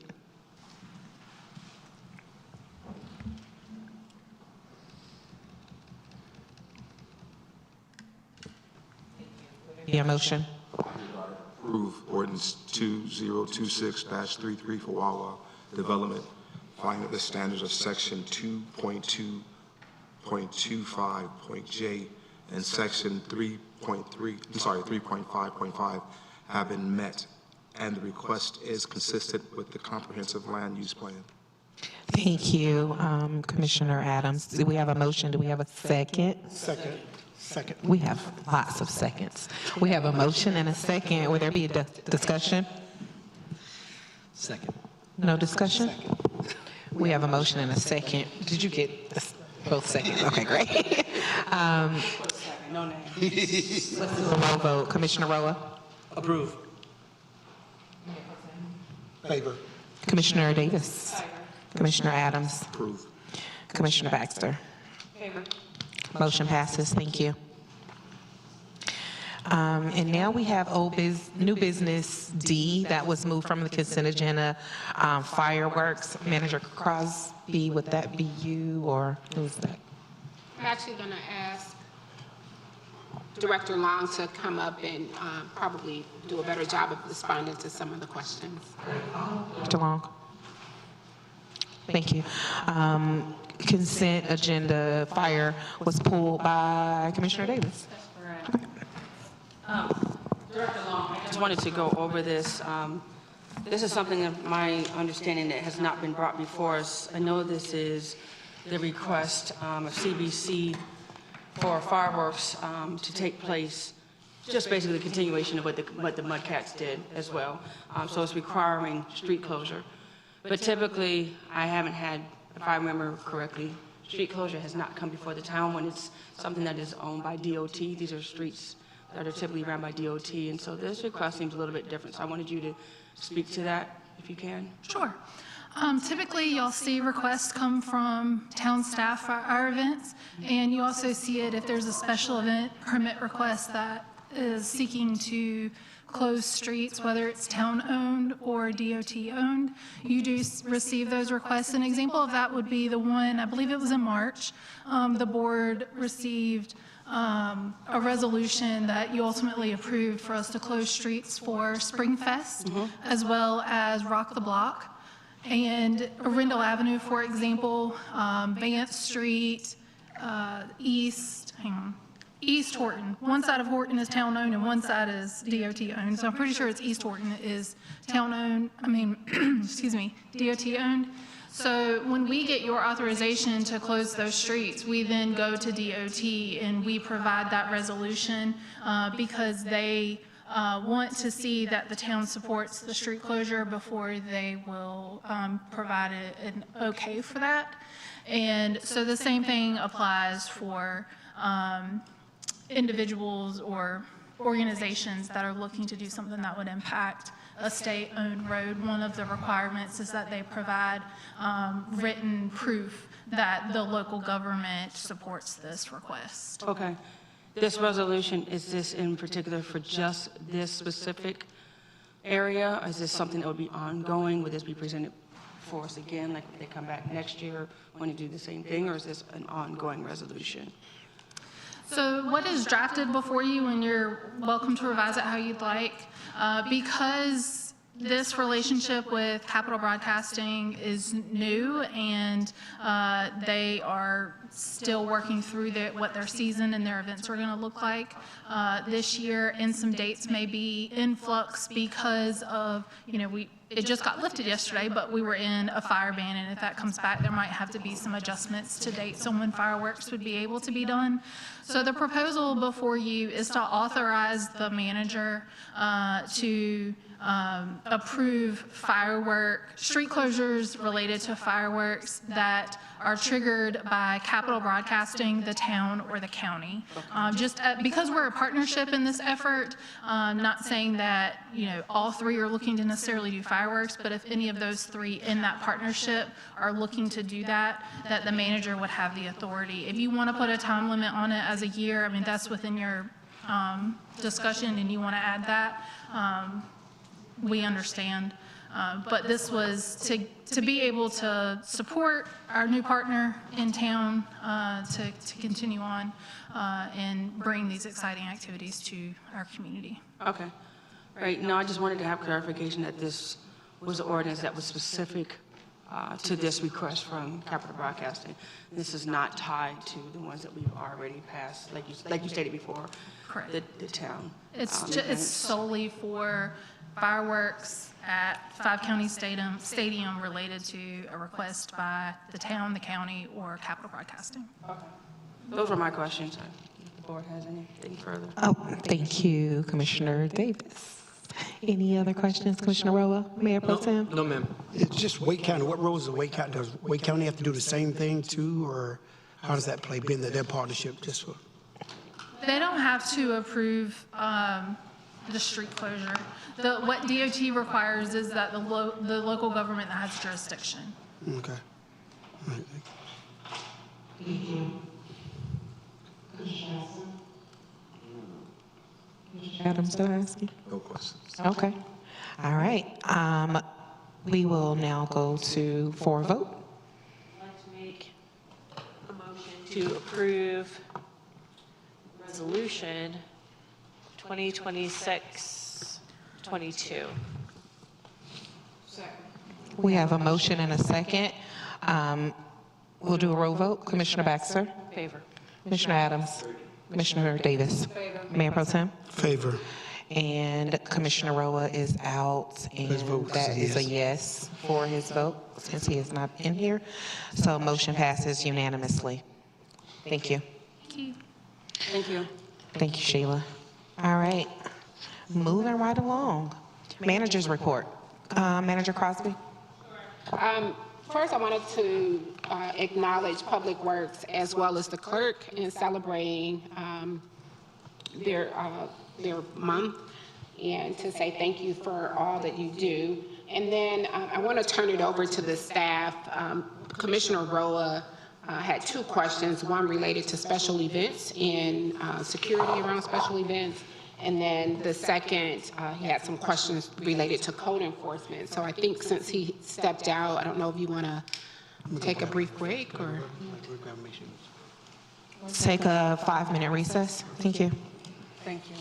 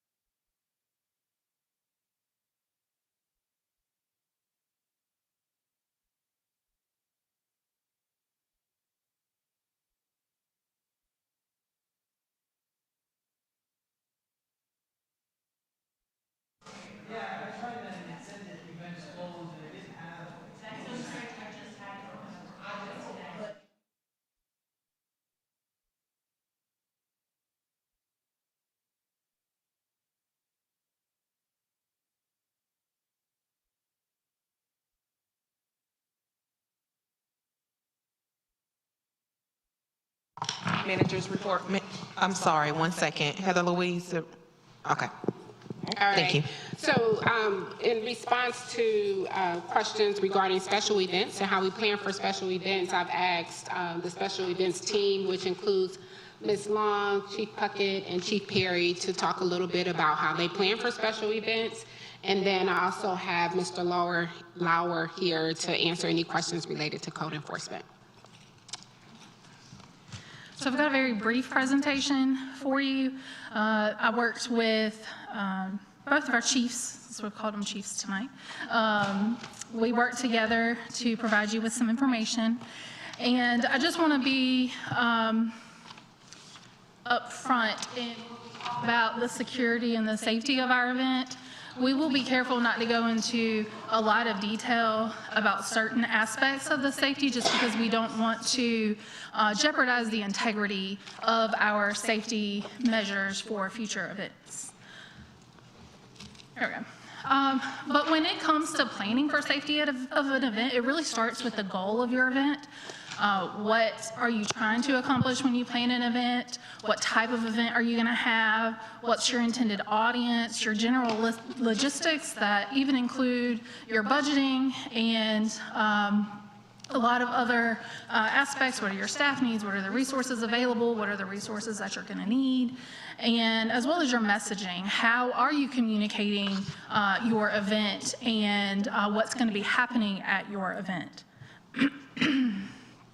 We accomplish our event planning as a team. So typically, not always, but typically Parks and Rec is the primary in this team approach. But sometimes you may have the police department as a primary, or you may have the fire department as a primary. An example of that is in the past when the police department did their night out event or their Faith in Blue. That was a standalone event. They would be the primary, and we provide support. But we do include the police department, the fire department, public works, economic development, and communications. We start, it's a process that's ongoing, usually happens all year. So our events that are ongoing, for example, Spring Fest, as soon as one event ends, we are recapping. We're looking at opportunities to improve, areas that we had success, areas we might want to tweak, or maybe there were some concerns that we had or that were shared with us that we want to address as we move forward. And down to that, those are more safety components, but maybe you're looking at, I'm gonna give this example, it rained again, and so do we look at moving, historically moving the event up so you don't hit those evening shower times in the month of April. And so there are a lot of things that we work on that it takes a whole year, and we're meeting repeatedly throughout the year. Safety measures, you're probably familiar with the word event action plan or an emergency action plan for events. This is something that you see in your special event policy that the board adopted for when private groups come to you and want to host events on town property. There is an expectation that they provide an event action plan. That event action plan includes a hazard assessment and a mitigation plan. Our events have those components. We also have followed the crowd manager recommendation of the Office of State Fire Marshal. And so we ensure that we have enough staff trained in their program and are certified in it. And we exceed the minimum expectations of the number of crowd managers that are required at our events by the Office of State Fire Marshal. We also work with the law enforcement office for staffing. If you have specific questions, they'll be happy to answer. They look to follow the FEMA recommendations when it comes to staffing our events. And we also have external agency coordination as we plan events. And I will pause there for questions. Thank you, Director Long. Questions from the board? Commissioner Roa, you look like you're ready. Can you just walk me through the permitting process? So I fill out a permit to use Whitley Park for 500 people, okay? 2,000 people show up. What do you do to address that crowd? So we have, first of all, we don't have anything that you could rent at Whitley Park for 500 people. And the only thing that I am authorized to rent at Willie Park would be picnic shelters and tennis courts. The location is just an example. Yeah, But the permit number is more specific, so that's kind of my question. Yeah, I'm getting there. So we're talking about there's policies and there's rules that are in place. And so when it comes to us, you asked about permits or policy processes. And so if you come to me, what I have authority to review would be for the picnic shelter and the tennis court. If you wanted to do an event beyond that, as a member of the public, that would be something that falls under the special event policy or the special event standards that the board has adopted. So that has to be planned in advance, and there are parameters that are pretty clear, and going back to that event action plan, that you would have to work through, and you work with the town staff in advance. So if we recognize Willie Park, probably not the best place for you to host this event. It doesn't have the capacity to support this from traffic or those other things. So we would steer you towards a different location that might be better fit for that event. So when we put, and what it says in that special event policy is that come talk to us early. Before you fill out the application, come talk with us. So we can help you identify what those concerns might be just based on our experience. And we do a full, it's called a standard review. So it's based off of what is in that special event policy and what are best practices or considerations based on the site that is specific. So people could ask to use this property, any of our parks. They could do various streets in town or lots that are vacant. It's not limited. It just says any town-owned property, essentially. And so based on that property and the expertise of Public Works, fire, police, information Parks and Rec might have available, we provide the board with the standard review so that y'all have the information you need to make a good judgment on whether or not to approve that process. So what happens when the board approves a permit for 500 people and they do an excellent job marketing it and 2,000 people show up for that event? What do you do, or what does the police do? What is the process to prevent that from happening? Yeah, so we would, one, be working very closely with the group all along to understand, to make sure that expectations of what they're permitted to do are consistent with what they are going to promote. If we find out, or if we get intel that would determine a different expectation, then we would lean on our law enforcement and our fire department to identify. Ultimately, we reserve the right to revoke the event permit for the safety of the public. When you adopt your resolution, we have the authority to do that. So if in reviewing the information that is available to us, we identify that there is a hazard to the public, then we reserve the right to revoke that permit. Well, okay, what happens the day of the party?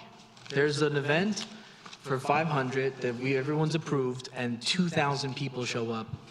What are the steps? If we have a policy, we may not have a policy. That's why I'm just asking, what are the steps the town takes, whichever department, to mitigate any risk presented by overcrowding? I'm sorry, if I may interject, Commissioner. So basically in that situation, I'm going to give an example, say maybe Springfest.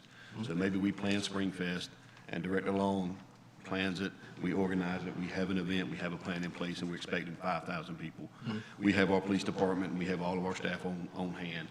In the event that we have 12,000 or 15,000, we continue to monitor that situation, and then if we need to, we can request outside assistance from law enforcement and have them come in, and I'm sure Chief Perry can do the same.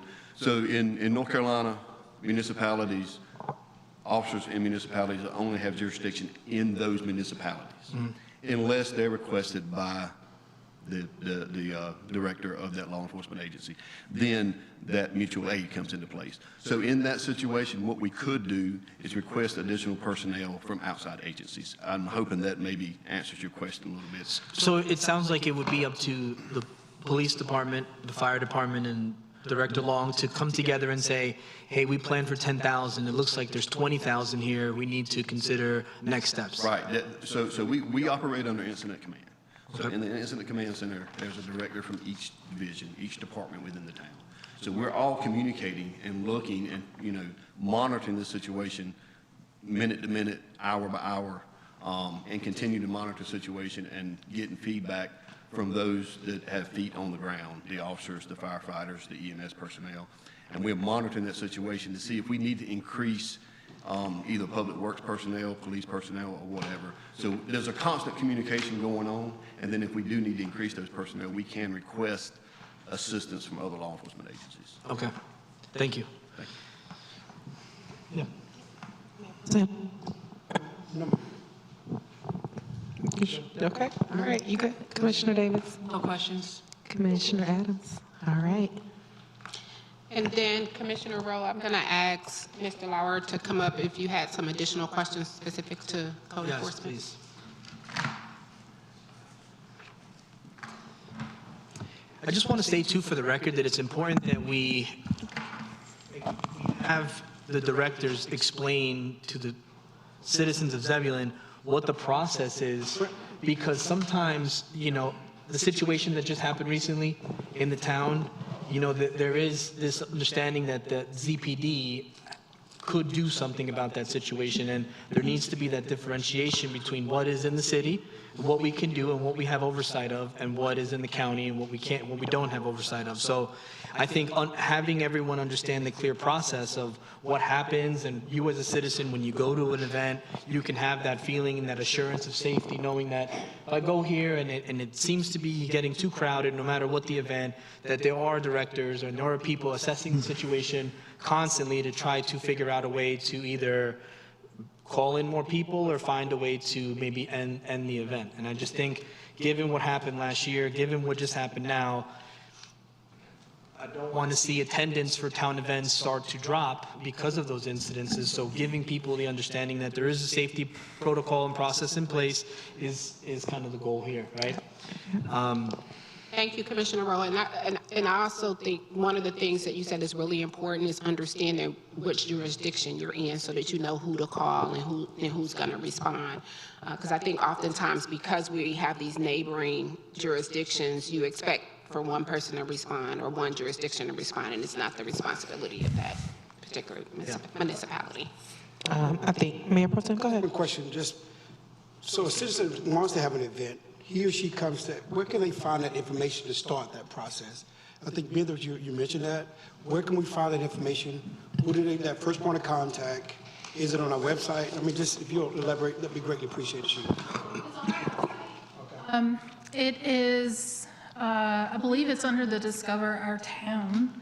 I would have to double check, but I think off the top of my head, that is where that is under the strategic plan, because it was adopted as a way to meet your strategic plan goals and connect with the community and give them the space, the platform to host their own events. Okay. And so there is an application there, and the application has been updated. You'll see as you saw with the last two that you approved, the application looked a little bit different. It's a little bit more detailed because we want to, one, make sure that people are really, when they come before you and want to do an event, that they've really thought through what is required to actually host this event.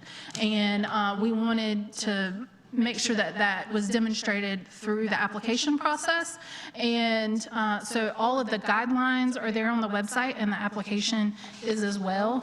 If anybody is reviewing that, we highly recommend just reach out to us, and we'd be happy to sit down. We would pull the fire department and the police department at a minimum, and public works typically, just to get started in the conversation, to just hear what your interest is, what areas you would like to host your event, what it would look like, and we can help guide you in where in the special event standard to look to as you plan, but also maybe things you might not have considered as you move forward with your planning. So just reach out to us early, and we would be happy to walk you through. Thank you. Absolutely. Thank you. You good? Yes, ma'am. Okay. Thank you. Commissioner Davis, anything? No. Commissioner Adams? Commissioner Baxter? Good? All right. Commissioner Rowe? So I know you have everything slated for the work session later on this month, but my question has always revolved around why the UDO seems to have some ordinances that we're not enforcing. The one particular that I brought to the attention of the board was the one concerning the beautification of buildings downtown. Specifically, if a building looks vacant or in disarray, that there is a fine that needs to be applied to that property until that's remediated. And the point of that is to maintain a certain presentation for the buildings downtown, so when people, clients, investors, anyone walks or drives through there, they don't get the impression that the downtown is in a condition that it isn't necessarily in. Sure. That ordinance has never been enforced as written since it has been adopted by the board. And part of my role is to not decide when to change implementation policy, but to simply work with the board to implement policy as y'all have adopted. And as discussed at the last work session, we talked about what it would take to put us in a position to enforce that as written. The second part to that answer is that when we do enforce something as written, we have to do it consistently across all properties, and we need to have the capacity to do so. And right now we do not. I guess the third piece of this is that because it's in the general code, there may be some additional considerations about who can enforce it. The police department could have a role and things like that. So there's some additional questions as we put together an enforcement plan. The Main Street Group has worked to enforce the intent of it to some extent, but a discussion about what it will take to revive some of these dormant ordinances, I think, is a good discussion. I think that as the town grows, we're in a position to begin making some of those choices. And if the ordinance is the wrong fit, looking at revising it. But I can't pick and choose which ordinances to revive from dormancy if I inherited them in dormancy. And the capacity it would take to impact that would disrupt other daily services and the consistency to deliver those. So it sounds like we need to allocate more resources to your department in order to fully enforce some of the ordinances that are in the UDO? Correct. Not to put in a shameless plug, but that was the design of the budget this year for the planning department, was to how can we be strategic in terms of what we add in order to work towards some of these goals of this board. Okay. Thank you. That was not a shameless plug at all, Matt. Thank you. Sounded very shameless. Oh, okay. All right. Thank you all. Commissioner Rowe, you good? Thank you. Okay, you're welcome. All right. Thank you all so much. Manager Crosby, does that conclude your manager's report? Not unless you all have additional questions. I think we're good. All right. We will move on to board comments. Commissioner Adams. Oh, thank you. You're welcome. It's good to be, it's good to be back from vacation. However, a shameless plug. I was in Aruba. No, I was in Barbados. I travel a lot. So the mayor has blessed me with a task a few months ago probably, and she encouraged me just have a thought to come up with a game for mental health for men. Because as men, we don't always know how to release ourselves. I mean, we don't know how to talk about our situation. So and we use the Lord. The Lord's given me a title as Brother to Brother. It's not a program, but it's an event that will probably take place every quarter. Working on dates right now, but it's a way that we can come together as men of all color, of all nationality, just say, hey, listen, I'm going through some things in life and I need help. And that's what we need. We need that to be able to reach each other, right? Because we don't have an outlet. Women can go to their friends and say, hey, girl, I'm going through this, and they can hug, embrace, and kiss. Men don't do that. So we need to be in an atmosphere where it's conducive for us. We feel comfortable that we can talk about it. Say, hey, I'm going through this. How did you get through this? I promise you, what I'm going through, 50 other men are going through the same thing, right? So it's a task that I'm like McDonald's. I'm loving it, right? So I take full opportunity and advantage of it. And it's going to happen soon. So I'm just getting the dates, and we're going to get T-shirts and all that, because I want to make this event to be the biggest thing ever. I want us men to feel appreciated at the same time, because we need each other, right? I always tell my sons, we all we got. And as men, we're all we got, right? We have to look out for each other. No matter what you are, we got to look out for each other. So that's one thing. The second task that myself and Commissioner Amber is approaching on is a basketball league, youth basketball league.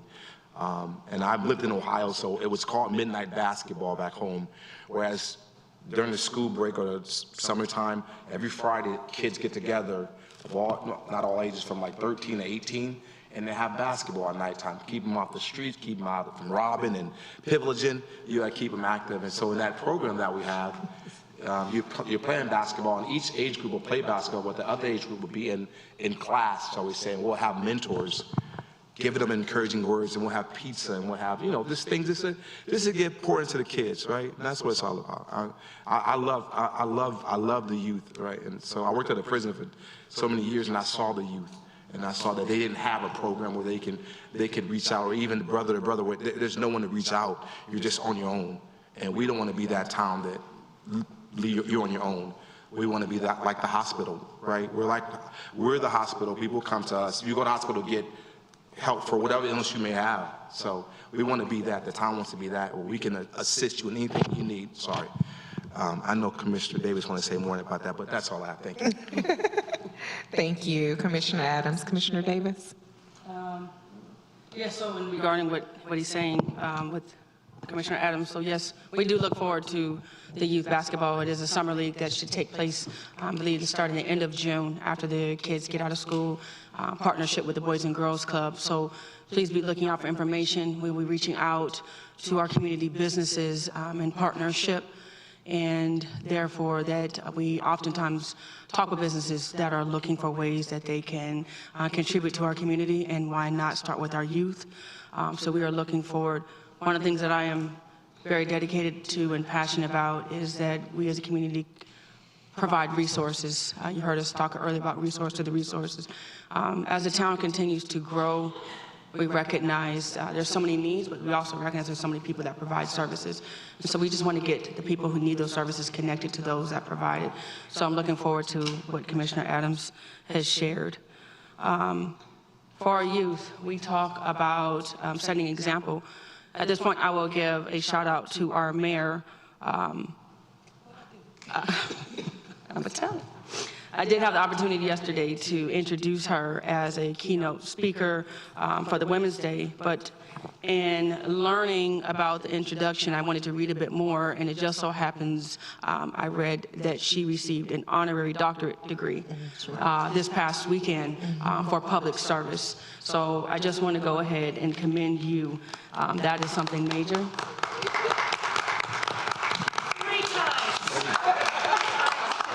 Thank you. Thank you. Okay. I'll come right back. Right. So it just, your leadership continues to highlight the work of this board. Every single person on this board continues to work effortlessly, and it shows. This is not an easy job. So for outsiders to see the greatness of what we do as a board, I think it's just truly amazing. I know Mayor Pro Tem spoke recently, and I'm not going to remember the name of the event, but it was for veterans as a keynote speaker. The opportunities to be in these seats, it's not just so much about making decisions, but it really is about empowering our community. And so I'm just really grateful. I'm very proud of every single one of you and the work that you continue to do. So I was supposed to also say that we're putting a shameless plug, when I talked to about the community joining us in efforts. We will be looking for partnership, for sponsorships to feed the youth and provide T-shirts and uniforms. These will be specifically for our teenagers, ages 13 to 18, who often do not have things to do during the summer. And so this will just give them opportunity to have something great come before them. So not a shameless plug. If you have any resources that you can provide or sponsorship, please get in touch with me or Commissioner Adams. Yeah, I have some. I think I had something else, but by this time I have forgotten. So if I think about it, I'll ask her to come back to me. Thank you. Thank you, Commissioner Davis. Commissioner Baxter? I know exactly. Oh, hold on. Okay, Commissioner Baxter. So first, I am tremendously grateful for not only the Public Works Department, but the Police Department, the Fire Department, and Parks and Rec for all coming together to provide a wonderful Spring Fest. It was too bad that we had rain because, man, we're really developing something cool, and to see everybody work in such a synergistic way was quite wonderful. And a couple days ago, we had not only our Arbor Day celebration, but we had a plant sale for steel nut magnolias that was scheduled to be outside, but with the rain, our staff worked super hard to move them indoors, and it took what they were afraid was going to be, pardon the pun, a washout of an event, and they were able to do something special, and they were still able to share many, many plants with the community. And then also,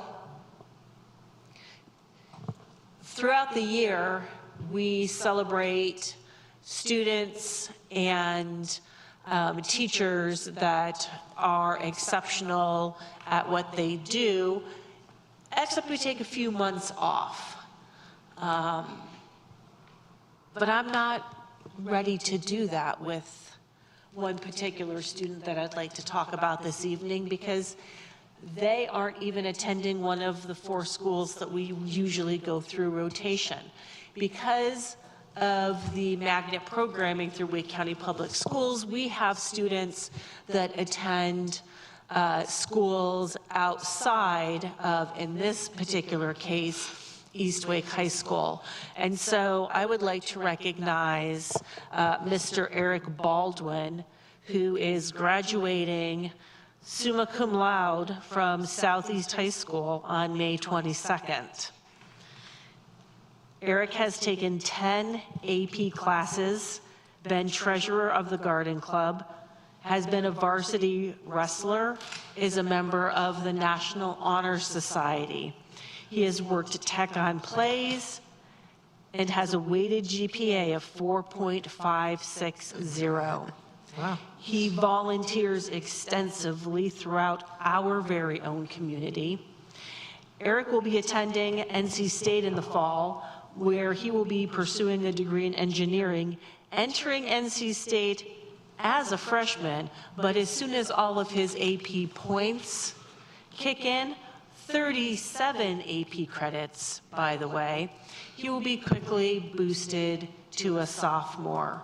And so not only does this young man have service in his heart, but he is a high academic achiever, and he loves our town very, very much. And so for the 4th and perhaps final time today, I am going to stand and give us an ovation to Mr. Eric Baldwin. Feel free, rest of the board, because this is exceptional.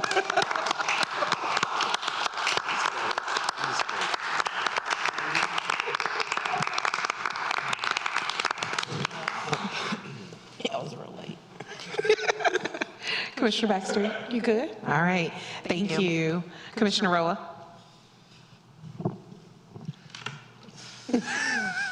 Okay. Big shout out to the Steel Magnolias Club. That event over the weekend was awesome. I've never participated in something like that, and to bring the family, and we had the Australian goose in here and some snakes, and it was a nice event to participate in. And I hope that we could consider using the building in that way, where we can assist in some local clubs, you know, hosting events here for the community, because the turnout was really good. And then the other shout out, I guess, is for Manager Crosby. You know, thank you for continuously working with us, being responsive to our requests. I know the budget is very difficult and we're kind of struggling with that, but I have faith that we're gonna pull through. You know, thank you for putting up with all our nonstop emails. I appreciate that. I have an email coming to you this evening. Perfect. And also, you know, for the citizens of Zebulon, the first thing people always say, or what I've read, is, you know, why aren't they doing anything about that?